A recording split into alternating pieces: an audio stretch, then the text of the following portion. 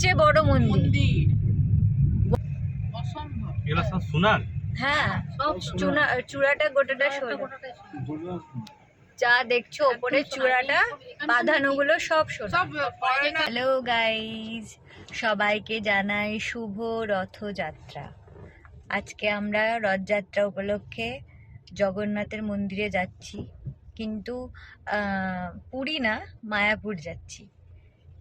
এই দিদি আছে, জামাইবাবু আছে, মা আছে, সুমন আছে, আর আমার কিটি আছে।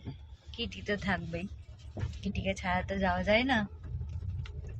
আর কৃষ্ণ ঠাকুরের পায়ের কাছেও দেখি খরগোশ ঘুরে বেড়ায়।